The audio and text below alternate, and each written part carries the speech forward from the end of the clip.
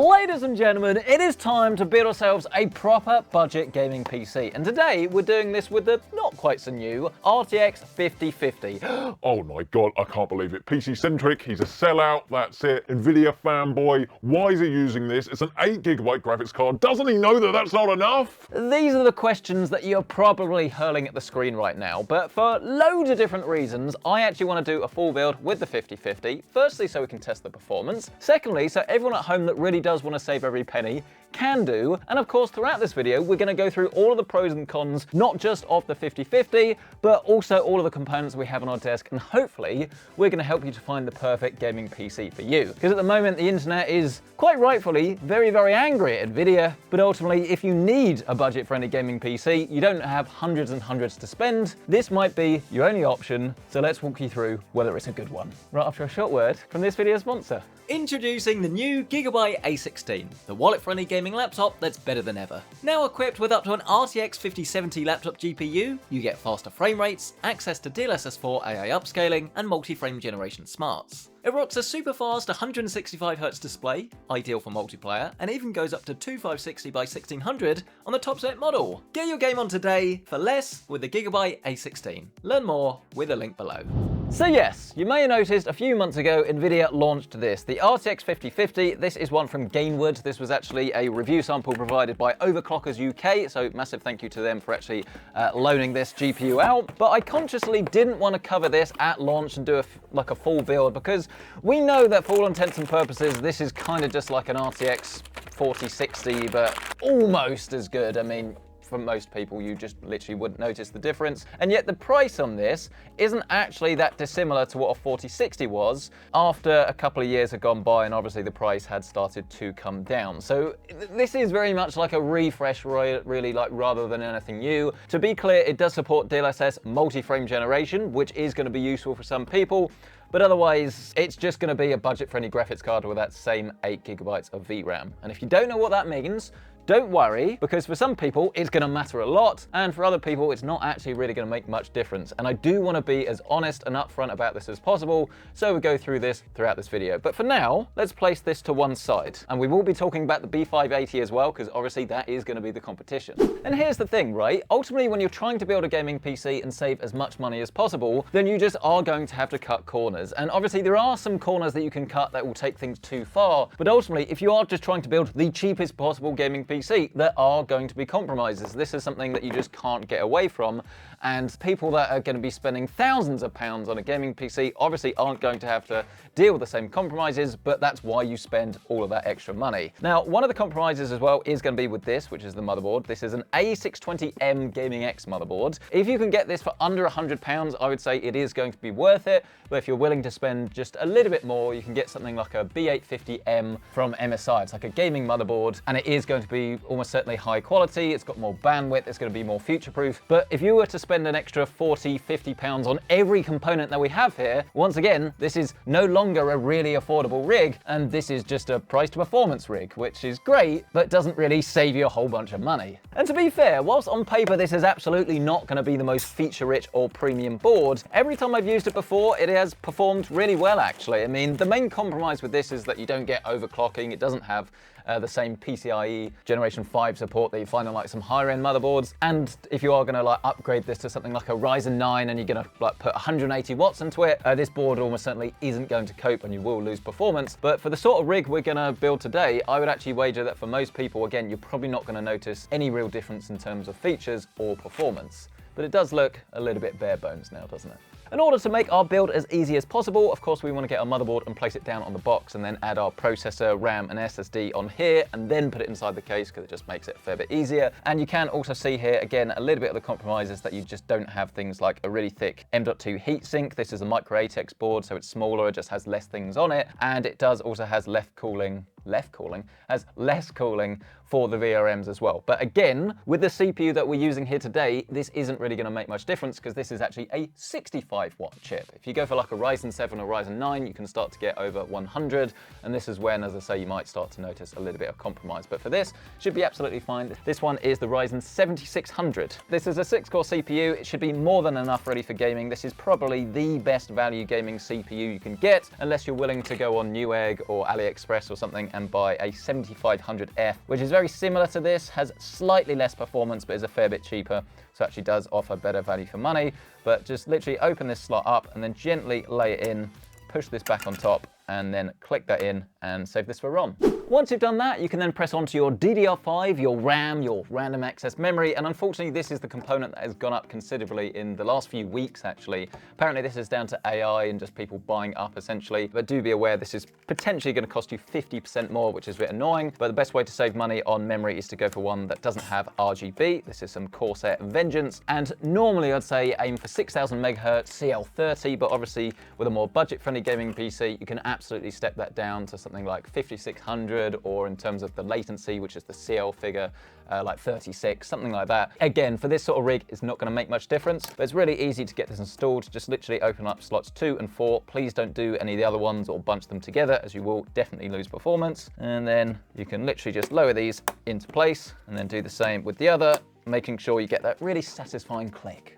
Once you've done that, you can then press on to your SSD. And I will say that this is one that I bought myself, I think, but then have actually gone off and not really used for a while. But there is a newer version of this that is actually available for around about £60 in the UK. That is faster than this, so it should be better. It's called the P310, but this exact one is the P3 Plus that you can still get. And when I say I'm not that happy with it, to be clear, it's absolutely fine. But if you have like a really fast internet speed, you'll find that this drive will actually throttle a little bit when you're installing like games on Steam, which is quite annoying. But again, wouldn't necessarily affect everyone, which is why I recommend stepping up to that P310 if you can, but that's still a budget-friendly drive. Just open up this little heatsink here. You can see it's not double-sided, so if you were going to put like a 4TB drive or something in here, it wouldn't necessarily be sufficient, and you want to grab one that actually has a heatsink baked in. But otherwise, this should be absolutely fine. So just lower that into place, get your heatsink back again, push that back on top, and then fit that down. The last piece of the puzzle before we can actually get this inside our case is to install a CPU cooler. And the good news is if you've bought a Ryzen 7600 and you buy like a proper retail version, it will actually come with a cooler as standard. It's not amazing, but it should be sufficient, and it will save you around about 20, 25 pounds or dollars or so. But if you can buy one of these, which is a Hyper 212, it will give you a better level of performance. The whole thing will be quieter and your temperatures will be lower. And obviously you're not going to have to rebuild your PC. You can do it all from the off, which is what I would recommend if you have that little bit extra money. It's worth noting that at the moment you can find like on Newegg, or at least last time I looked, like a Spectrum version of this for about $20, which is insane. So definitely worth considering, and it will look a whole lot better as well because you've got some lovely RGB. But again, if you want to save as much money as possible, just basically buy the cheapest version of the Hyper 212 you can find. To get it installed, it's very straightforward. Just remove these 4 screws. And then these ones that you get in the box of the Hyper 212, as you'll see, will actually then go into those holes. But before you can do that, you first need to take this fan off the cooler with these little like hanger hook things. And I will admit that for the first time when I used this, I did get very confused because I wasn't actually screwing the screws from the underneath, and then I was wondering why it didn't work. So you're watching this video, so you know, screw from behind. And yes, you can take that tip with you to your grave. And then once you've done that, you'll be glad to know you're almost done with the motherboard. All you need to do is grab your thermal compound that comes in the box and then just put a little dab in the middle. I've actually run out now, so that will have to do. The good news is that you can't really go overboard, so if you do want to add a little bit more, you can. And then it really is just a case of grabbing that cooler, lining that up, and then just gently screwing it down in a diagonal pattern, just so all of the force kind of gets evenly spread throughout the CPU cooler. Obviously, it's literally just a case now of grabbing the fan that you removed earlier, have the cables facing downwards, and make sure that it is blowing into the heatsink. And then you can literally grab these cables and just connect them to the motherboard. So this one here says CPU fan. That literally just presses down and hooks up there. Then somewhere there should be an RGB header on this motherboard, but annoyingly it's right down the bottom. On most motherboards you have another one here at the top. So I'm gonna have to find an extension cable when we get this in our case so that it can kind of go under the motherboard like that. If you don't have one, you're gonna have to buy one or go without the RGB. Compromises. At this stage then, I'm really pleased to say that your motherboard is now complete. You do have a little bit of cable management that can throw some people off coming in around about 5-10 minutes, but I assure you it's very simple and we'll walk you through it. But now is the time to start thinking about the case. And I will say that whilst we're using this one, and it is pretty much my go-to budget-friendly chassis, it's on Cooler Master, it's called the Q300L V2. I would only go for this if it is available for around about like 40, 45 pounds or dollars or so, because I don't want to say it's rough around the edges, but it's about as cheap as I would go and still have something I was happy with. You can go for cases that cost less than this. The build quality is almost certainly going to be an absolute shambles. You won't have like controllable fans, the airflow might be rubbish. A lot of things to think about here, but as I say, like if you want to check out current pricing on this or actually anything that was featured in this build, you can find it linked down below with our global affiliate links, so you can obviously make an informed buying decision and read more stuff about any of these components if you're interested. But when we get inside, you can see what I mean about it being quite bare bones. Obviously this is a micro ATX case, so it's quite small. It will fit on most people's desks, which is great. This V2 version also comes with a USB-C port as well, which is nice, so it's making full advantage, or taking full advantage, I should say, of the motherboard itself, but not loads of cable management grommets and things. You've got tempered glass, which is nice, and it's fairly easy to build in. You've got these non-captive screws that just come off here, and then the whole side panel should remove, and actually, you know, it's cheap, but it's not anywhere near as thin as I've seen on some ultra cheap cases. There's a little bit more room, potentially, actually, on this version versus the original for cables and things, but to be honest with you, I can't really remember the differences, because even this one has been out for a couple of years now, but I remember when it first came out, the price was too high, so it's good that it's now finally come down and become the affordable case that it should be. But yeah, it should be pretty straightforward and easy to work in. Just obviously be aware that, again, you've made that compromise that it's okay, but it's not like a 80, 90 pound or dollar case. If you're following along at home and your motherboard does have an IO shield like this, most premium motherboards actually do come with it fitted as standard, so you won't have this in the box. But otherwise, you will need to populate this back hole here just by grabbing this metal plate, making sure it's the right way around, and then literally just push it into place till it kind of clicks. Then you can proceed to grab the case, lay this down flat, and just make sure any of these cables are out of the way so they don't get trampled on by the motherboard, which you can then pick up by the cooler if it is safe and secure, and just gently guide that over the holes. All the standoffs are pre-applied, I believe, here. Then you have this middle one that kind of catches it a little bit, like that. Then you can grab the screws in the bag, and then you can proceed to screw this down over all of the holes. Once you've done that, you can then write your PC and start to get a glimpse of what it's going to look like. But we do obviously need to get those cables connected or nothing's really going to work. So we spin this round. Where I've used this before, you can see I've already kind of like routed these cables and tied them on. But essentially you've got yourself like a USB 3, USB-C, a connection for the front panel. I mean, let's actually spin this over so I can show you all properly. So let's just start plugging these in by lining them up over these pins. You'll know if it's right because they should literally just gently go in over the top. It's worth having a look at the pin layout of what you're trying to plug in. So if you think it's not going in, it might be that it's upside down. Next up, we're going to do our front panel, which is the left bit here of this white block. Once again, pushes over with no real force. And then I must admit at this stage it's a little bit annoying again with this motherboard that we don't have extra fan headers at the top, because we have this cable here for the case look, and the only place that this can go is over here or over here. Again, if you're going to buy some extensions, you can wrap this around the back really nice and neatly, fantastic, but I assume most people won't do that. So in this instance, what I would do would be to run this cable down the back of the case, round our SSD like that, and then plugged into system fan 1. And at this stage, I know a lot of people saying that's really ugly, not acceptable, PC Centric, what are you doing? But don't forget, our graphics card is going to go in this slot here, and it's actually going to cover a lot of this up. So we should be able to actually get this looking quite neat, bearing that in mind. Our USB will need to go down here at the bottom though, and our USB-C up the top. Flip that back over, and then the USB-C is this little silver one. Just pushes in till it kind of clicks, and then our USB 3 is right down here at the bottom, look, like that. Now it's worth noting that again, because I've used this case before, you can see we've got two little holes here. This is where our graphics card is going to go, but if you hadn't bought this used, which I assume you haven't, then before you do anything else, these little PCIe kind of slot covers here actually physically bend out, because this is a cheaper case and it's kind of like pressed into the metal. For best results, I highly recommend that you take these out, just like push them through with a screwdriver and bend them left and right till they come out. I highly recommend you do this before you put your motherboard in, just so you don't risk kind of like clashing any of the components. By all means try,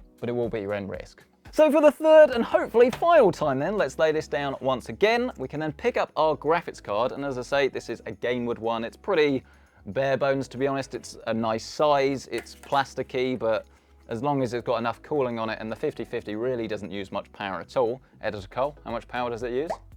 Told you, barely any. It's worth noting that this has an 8-pin power connection. It's not going to need a particularly beefy power supply, but obviously do make sure you meet the minimum that's actually specified on the box for the best results. Oh, and then you'll actually need to take these 2 screws out here. Then you can take off this little plate, pick up your graphics card once again, and this should literally just slot in to position. I've been told off by Carl for getting my big fat head in the way too much, so hopefully that's good enough for you.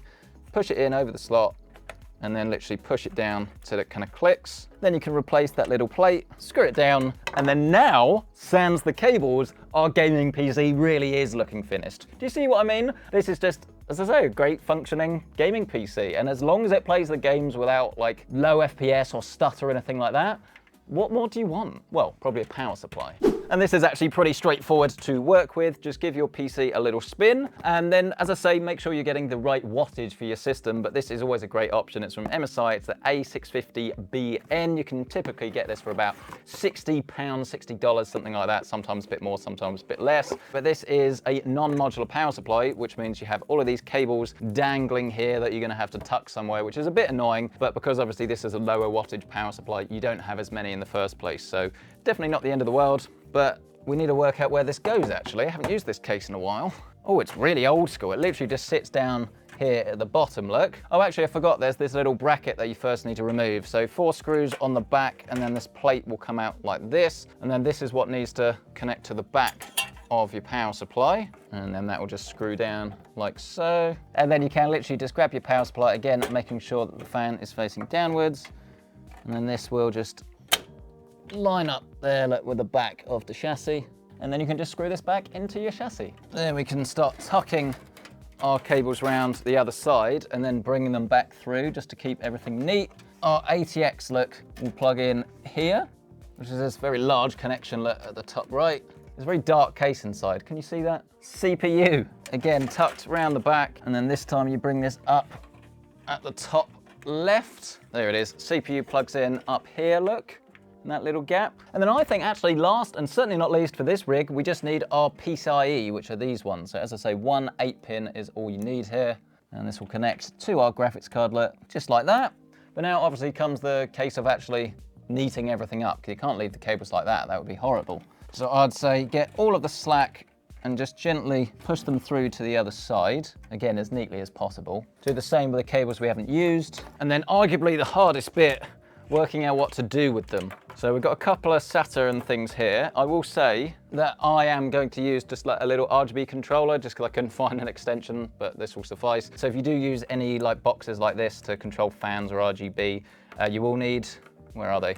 These little SATA connections, look, they're kind of like L-shaped. So obviously match the L to what you're plugging in, and then that will literally just hook in like that. And then now you can see I've got this little RGB connection. But you shouldn't need this, you'll just need an extension so it can plug into the board. But all of these other cables, where possible, we'll just have to kind of go in here, and then the challenge is getting the side panel to still close. And then also not having cables like show up over these holes, because you'll see them through the main chamber. So let's see if this does actually close. And I think this was potentially one of the differences versus the original V1 version of this case, because I seem to remember that was actually quite difficult to get the side panel to close, but look, there it is. No issues whatsoever. That is on. Which I think means that our gaming PC is actually complete, and that took me, with loads of mistakes, 1 hour, 5 minutes. So this shouldn't take you very long at all. The main reason for this, as I say, is because you're not actually adding that much stuff. It's pretty much all good to go. It's all very straightforward and simple. But do you see what I mean? This is a pretty smart looking PC. You've got this cable here that's a little bit annoying. And then do you remember we had this fan at the back that was like, that cable was dangling across the motherboard? Can you see that now? I can't. It's there, and a tiny bit is at the bottom. So absolutely fantastic. I'm really happy with this. I think for a budget-friendly gaming PC, you couldn't really do that much better unless you're specifically looking at like a B580 board in the sale or something. But even then, that's still going to cost you more money. Obviously, there's the case of the graphics card, and we're going to talk about this when we go through the gaming performance, and we talk about the pros and the cons, because there are plenty of pros and plenty of cons. But should we see if this actually works first? Oh, and Editor Cole, how much was this rig at the time of filming? Thanks, Carl. Let's grab ourselves our monitor. We'll connect it over DisplayPort, and please make sure that you plug your display into the graphics card. Loads of people, including one of my friends, Alex, you know who you are, complained his PC didn't work because he was plugging his HDMI into the motherboard, and then obviously it wouldn't boot properly. Top tip there. Of course, we're also going to need a lovely keyboard, mouse, and you know it, you love it, the PC Centric mouse mat. Get this today, now on sale at the link down below. But here comes the moment of truth. These dust filters do move around. That's probably the most annoying thing about this case. Power button's nice though. Will it work? Well, the fan is spinning. That's always a good sign. And you can see we've got some RGB there. There's actually a little bit of RGB on the graphics card as well, but nothing too over the top. But as I say, actually, personally, I think understated is quite nice these days. But is this going to work? Don't be alarmed if it takes a little bit of time. You can kind of hear sometimes as well if the PC, the fans start ramping up. That's usually a good sign because it's doing its first boot and RAM training. But that's very promising. Are we going to get into the BIOS? Looks like it. Mash the delete key. Oh, the keyboard was off, that probably didn't help. But I do already have a copy of Windows on this, and it looks like it's loading into this. It's very straightforward. All you need to do is download a copy from the Microsoft website, and then just follow the instructions I've made in this video to ensure you can get to the same stage. Oh, Windows Update, why now? Why now? But rightio, ladies and gentlemen, through the power of a very spinny chair, some pretty good lunch actually, chicken with beans. It's more exciting than it sounds. We are now all set up and ready to go. And the first game that we're going to jump into is this. This is some Battlefield 6. This was actually a review copy supplied helpfully by EA. And I will say as well that they have actually supplied some extra codes for you guys that I'm going to hide throughout this video in each of the games that we play. They're all for Battlefield 6, and we can start with this one. So I think it's available on Steam. Try it, and if it says it's already activated, then sorry, you have to wait for the other one. But if not, congratulations, you've now got a copy of Battlefield 6. I will also say that we did, of course, also activate our Expo profile in the BIOS to make sure our memory is running as fast as possible. And we also tuned our fans in the BIOS to make sure it's not making any excess noise. But yes, back to Battlefield 6.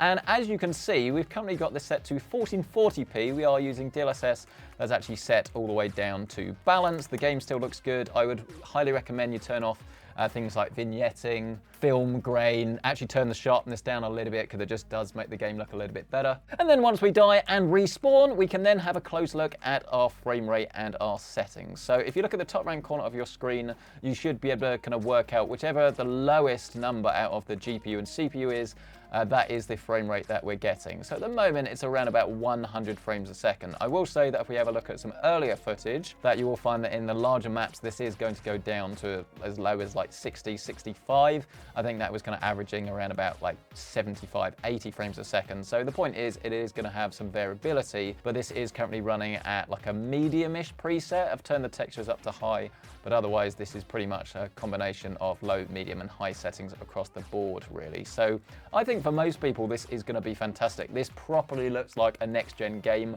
It's awesome. I mean, Battlefield 3 was actually the first game that kind of got me into PC gaming in the first place, so I actually owe quite a lot, if you like, to the Battlefield franchise. But it's such a good game, actually, this one. I mean, obviously, you do have to give it the time in order to get good enough to be able to play without dying all the time. Yeah, I find it really, really fun and enjoyable. But this was the sort of system that I was wondering maybe, you know, it's going to be a little bit under what you need for a game like Battlefield, but clearly this is a very well optimized title, and it doesn't come with ray tracing, but it's actually able to run pretty well even on a more modest system. I mean, my skills do need some improvement, but I don't think that is too bad, especially bearing in mind this is at 1440p.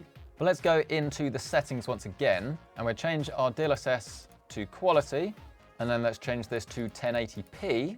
And then when we come out of that and rejoin our game, you can now see that our frame rate has increased pretty much to around about 110 to 120 frames a second or so, actually. So if you're playing at 1080, which you probably are going to be with a 5050, then you can see that over 100 frames a second in Battlefield 6 is very, very achievable. Again, remembering that this is kind of like medium-high settings rather than low. So if you wanted to turn this down and get an even higher frame rate, then that is definitely something you can do. But I think for what most people will probably just kind of select out of the box, this looks fantastic. Just do make sure that you do turn that, someone there, that sharpness value down, because otherwise the game just looks a little bit whack, even at max settings. But right, everyone, that was indeed some Battlefield 6, but not everything is going to be quite as intense. Don't worry, we'll be looking at some single-player ray tracing in just a second, but the other type of game, as I say, is going to be a lot lighter. So this is some Apex Legends running at 1440p at high settings. I'm so out of touch, this looks like a new map. I seem to say that all of the time. Like, I'm sorry, I know I want to get back into it. It's just time, I'm sorry. And yes, as you can see at the moment, we're getting a much higher frame rate than we saw in Battlefield, anywhere really between about 140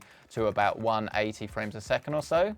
Oh, I actually thought I was gonna do well there. I'm gonna have to load another game. Right, well, I'm the jump master, so let's go again. And the frame rate is always going to be a little bit lower when you can kind of see the whole map. So this is like your worst case scenario, like 125 frames a second.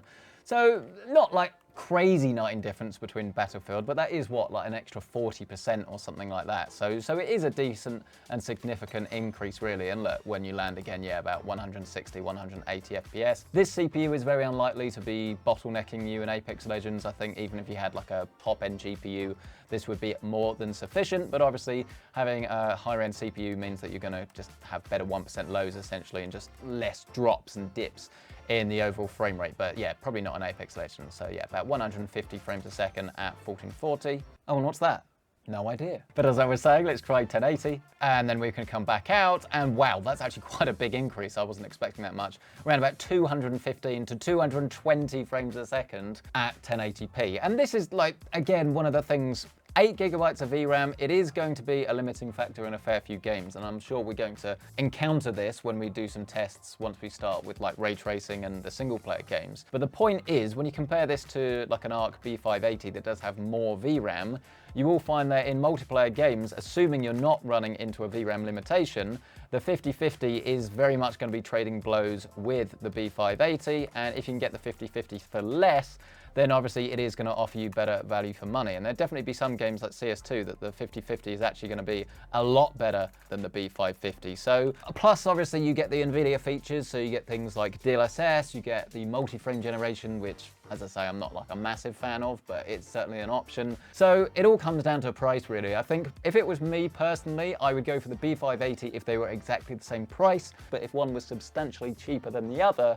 that's probably when I would look to go towards that. But obviously we could also look at the RTX 5060, which still only has 8 gigabytes of VRAM, but that is still going to give you a way higher frame rate, assuming VRAM's not a problem in games like Apex Legends and Battlefield. And if there's not that much difference in price between a 5050 and a 5060, it may well be worth doing. But at the time of filming, you can get, I think, this 5050 for around about like 220, 230 pounds, which is not going to last you a full 5 years when it comes to single player gaming, but if you mainly play multiplayer, it definitely is worth considering. But let's jump into that single. Moving on then to our first single player adventure. This is Ghost of Tsushima. Obviously there is a new one out. I believe this is PlayStation only for a little bit, but I'm sure it will come to PC eventually. And this is one of those titles that's kind of lighter, but still has quite a lot of advantages on the PC versus on the console. And once again, we've got this with DLSS set to balanced. We also have the resolution set to 1440p. We're using high settings.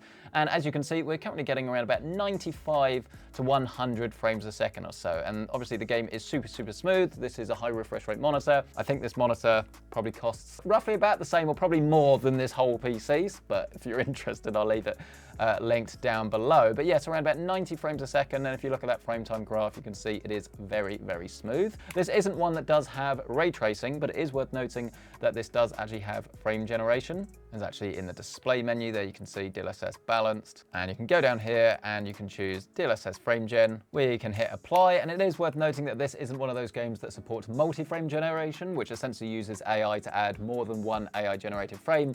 But in my experience, I find that it's not that it's not worth using, but it's only worth using if you've already got a high frame rate like we have here, and you have like a 200 or 300 FPS monitor, which with this sort of PC, you're probably not going to be speccing. So whilst NVIDIA can give you all these crazy high frame rate numbers with multi-frame gen, realistically what you're going to find if you go down that route is that your base frame rate is too low, the game's going to feel really laggy, yet your frame rate is going to be high and you can't really understand why it doesn't feel quite right. So I would advise sticking to something like this, where you're getting now about 120 frames a second. The game is definitely still very responsive, it's very, very smooth, and as you can see, it is absolutely stunning. Obviously, you can turn this down to 1080p if you want, but your frame rate here is still plenty, even at 1440p. But right, everyone, the time has come to jump into the most demanding game, and ironically, it's still one that came out quite a long time ago. This is Cyberpunk 2077, and yes, you can see that this is the lowest frame rate we've seen so far. We're currently getting about 65 frames a second, but I mean, this is still way better than it was on the original consoles.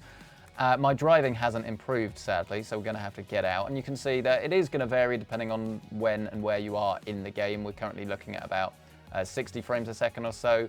Interestingly, the VRAM usage look is pegged at just under 8 gigabytes of VRAM, and this is without any ray tracing. This is 1440p with DLSS set to balanced. So you can't really go much above this, to be honest with you, without kind of running into potential issues. Again, it is going to depend on your circumstance, so I'd always recommend having a play around with the settings, but it's worth remembering that VRAM does kind of fill up over time, and if the game's optimized, it should kind of release some of those resources. But even if you can run the game for like the first 2 minutes and there's no issues, that doesn't mean that you're not going to find any once the game has been running for an extra 5 minutes or so. But yeah, I mean, this is definitely a great experience, really. About 60 frames a second, 1440, no RT, but seems to be running quite nicely. But let's see what happens if we go into our settings and we lower this to 1080, super resolution goes to quality, and then we'll come out of this, and has the frame rate increased? Yeah, about 10% or so, slightly above that actually. We're now looking about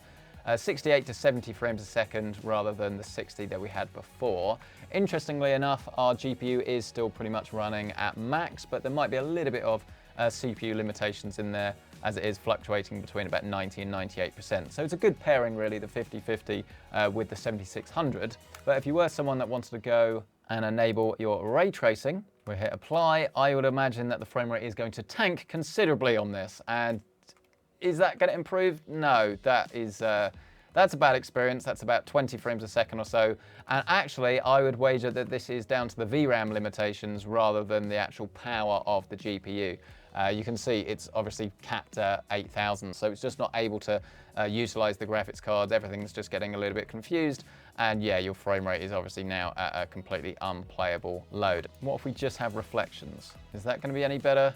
Yeah, there you go. Do you see what I mean? The second the VRAM limitation ceases, everything just goes back to normal, because we're now getting around about 65 frames a second or so. So actually, you could absolutely play like this. This is pretty good going. This feels quite nice, actually. Obviously, it's not as good as you'll find on, you know, like a 5070, 5080, something like that. But if you did want to have a fiddle around and kind of just enjoy a bit of RT, then it is absolutely going to be an option with this card. But please don't go expecting every game to be running at, you know, like max settings, full ray tracing, because it's not what this is all about. But it does technically support the tech if you wanted to go down that route. And this is also a game that does support multi-frame generation as well. And the frame rate here would actually be high enough that you could potentially go up to like 150 frames a second quite easily. Though obviously the game is going to feel a little bit worse if you turn on that tech, and you're going to find that you might get a little bit of artifacting here and there. But I also want to draw your attention to the top left-hand corner to actually talk about some thermals and acoustics for a second.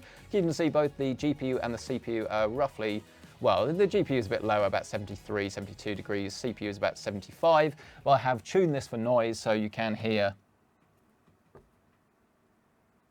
that this is a very, very quiet system. But bear in mind, we've got one exhaust fan, and that's it. So this would actually be quite a good use case, that if you did have another couple of fans lying around, or you're happy to like get an extra couple of fans for a tenner each or so, something like that, and whack them on the front, then I imagine your temperatures would definitely come down. This has decent airflow, but actually the holes are kind of punched in rather than being like a fine mesh. So it's not going to be as airflow orientated as some other chassis, but obviously you're not putting high wattage components inside here.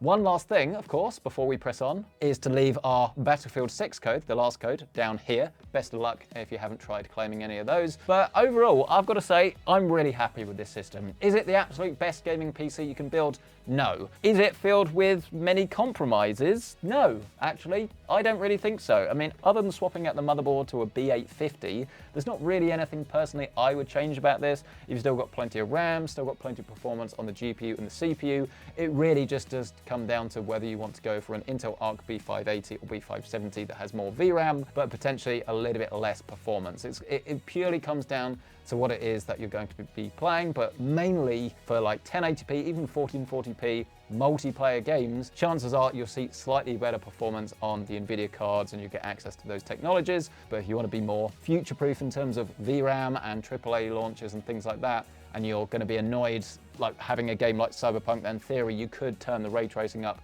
but it's the VRAM that's letting you down, then obviously go for the B580. It all comes down to price and all comes down to personal preference. But I really hope this video has been helpful. What do you think of this PC? Let us know down in the comment section below. Smash the like button if you've enjoyed this, get yourself subscribed, and of course, if you do want to check out current pricing on anything that was featured in this video, you can find it listed down below with our affiliate links. And while you're down there, why not check out the Gigabyte A16? This gaming laptop is properly powerful in a full portable form factor, with Nvidia's 50 series of GPUs and up to a 10-core i7 Intel CPU or 8-core Ryzen processor, all in an affordable package. It's got a super fast 165Hz 16x10 display with super slim bezels, Gigabyte's latest WindForce cooling system, and immersive Dolby Atmos audio. You can even use Gigabyte's GIMate software to let AI optimize your system or answer your PC gaming queries. Grab yours today with the link down below.